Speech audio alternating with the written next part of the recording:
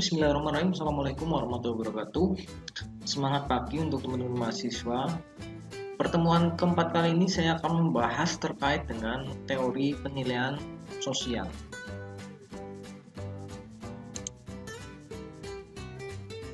Teori penilaian sosial atau social judgment teori memberikan perhatian bagaimana seseorang memberikan penilaian mengenai pernyataan yang didengarnya.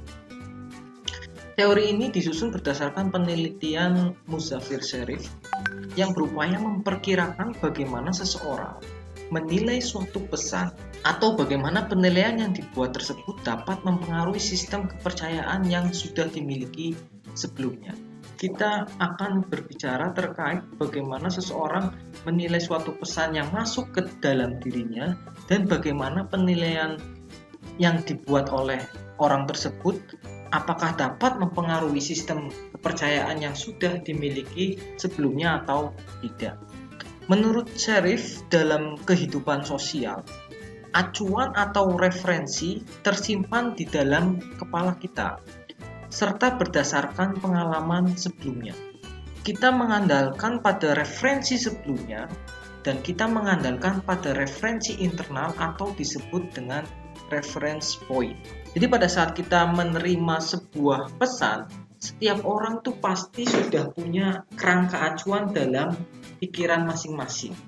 Pada saat pesan yang kita terima tidak sesuai dengan kerangka acuan yang sudah dimiliki atau referensi yang tersimpan di dalam kepala setiap orang, itu pasti akan mengalami penolakan terhadap pesan tersebut. Berikutnya adalah tingkat penerimaan atau penolakan seseorang terhadap suatu isu itu sangat dipengaruhi oleh suatu variabel penting.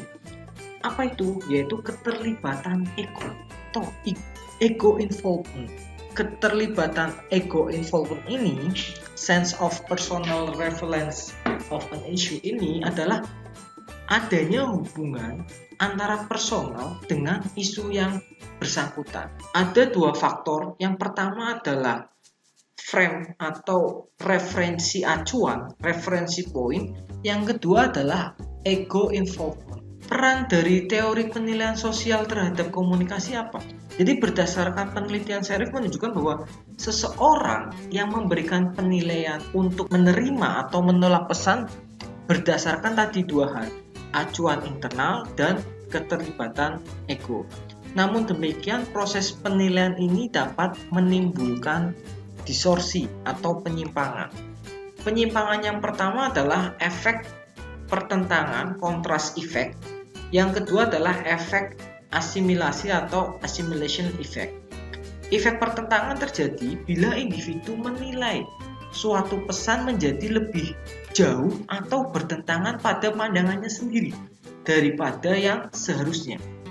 Efek asimilasi terjadi bila individu menilai suatu pesan menjadi lebih dekat atau bertentangan dengan pandangan sendiri daripada yang seharusnya. Bertentangan tetapi lebih dekat, yang kedua bertentangan tetapi dia lebih jauh. Perubahan sikap dalam teori penilaian sosial apabila pesan berada dalam wilayah penerimaan akan dapat mendorong perubahan sikap. Suatu argumen yang masuk dalam wilayah penerimaan akan lebih mampu membujuk dibandingkan dengan argumen yang berada di luar wilayah penerimaan. Yang kedua, apabila Anda menilai suatu argumen atau pesan masuk dalam wilayah penolakan, maka perubahan sikap akan berkurang, bahkan tidak ada karena masuk dalam wilayah penolakan. Sedangkan yang ketiga, apabila argumen yang Anda terima berada antara wilayah penerimaan dan wilayah di mana Anda berpandangan netral, maka kemungkinan perubahan sikap Anda akan dapat terjadi meskipun berbagai argumen itu berbeda dengan argumen sendiri. Intinya, semakin besar keterlibatan ego dalam suatu isu, semakin luas wilayah penolakannya. Akan tetapi semakin kecil wilayah netral, maka akan semakin kecil pula perubahan sikap. Jika Anda terlibat dalam keterlibatan egonya tinggi, jelas wilayah penolakannya pasti akan semakin besar. Sama halnya pada saat Anda berada dalam wilayah netral yang kecil. Akan tetapi pada saat Anda berada dalam wilayah netral yang besar, semakin besar, perubahan sikap ada kemungkinan bisa terjadi. Secara umum dapat dikatakan bahwa perubahan sikap jauh lebih mudah dilakukan terhadap individu yang tidak memiliki keterlibatan ego dalam suatu isu dibandingkan dengan mereka yang memiliki keterlibatan ego di dalamnya. Contoh kasus misalkan, pada saat COVID sekali ini, ada isu yang menyatakan bahwa COVID itu kan hanya permainan para orang-orang yang berkuasa, hanya isu-isu penyakit biasa dan lain sebagainya. Jika Anda dalam wilayah netral, Anda sangat mungkin diubah pikirannya terkait perilaku Anda terkait dengan isu tersebut, bahwa COVID itu hanya permainan saja, hanya penyakit yang tidak berbahaya. Akan tetapi jika Anda seorang dokter yang terlibat langsung, ada keterlibatan ego di situ, melihat pasien secara langsung, pasti isu-isu tersebut Anda akan tolak dengan seketika.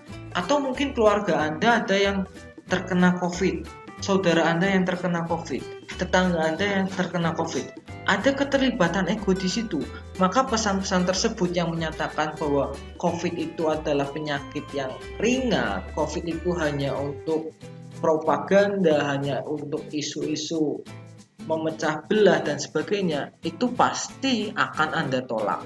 Akan tetapi jika Anda berada di wilayah netral, kebetulan keluarga juga nggak ada yang kena, tetangga-tetangga juga nggak pakai masker, sehat-sehat saja, pasti Anda akan dengan mudah menerima pesan tersebut karena tidak ada keterlibatan ego yang besar.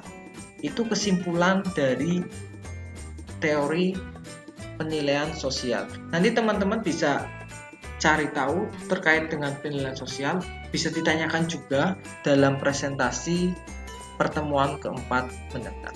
Terima kasih paparan materi dari saya. Kurang lebihnya mohon maaf. Sekian, wassalamualaikum warahmatullahi wabarakatuh.